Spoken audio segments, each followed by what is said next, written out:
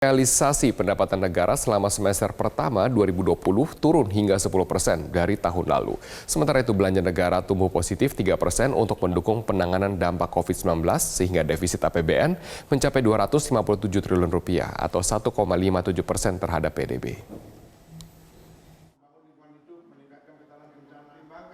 Kementerian Keuangan mencatat defisit APBN 2020 mencapai Rp257,8 triliun selama semester 1 tahun 2020.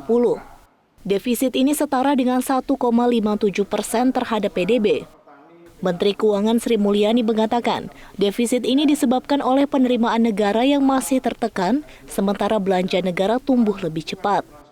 Jika dirinci, penerimaan negara hingga semester 1 terkumpul Rp811,2 triliun atau turun 9,8% dibandingkan periode yang sama tahun lalu.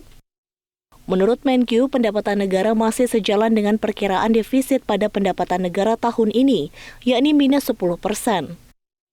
Ia mengatakan penerimaan negara yang turun disebabkan oleh penurunan sisi penerimaan pajak 12% dan penerimaan negara bukan pajak yang turun 11,8%.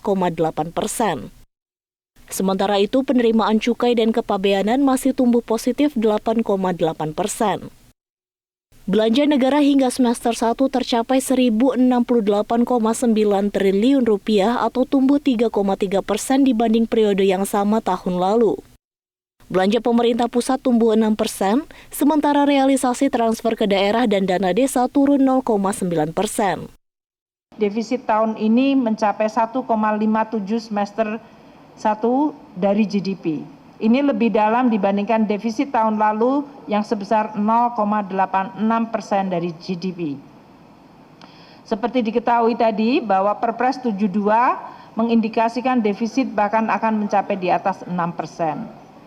Dari sisi kepentingan, UU 22 nomor 2020 adalah membolehkan pemerintah untuk mengalami defisit APBN di atas 3% akibat adanya COVID ini yang menyerang baik dari sisi pendapatan maupun dari sisi belanja negara dan pembiayaan. Untuk sisi pembiayaan anggaran hingga semester 1 terrealisasi Rp416,2 triliun atau 40% dari target. Sri Mulyani menjelaskan kondisi ini menunjukkan bahwa penanganan COVID-19 memang mempengaruhi pendapatan negara di berbagai sektor.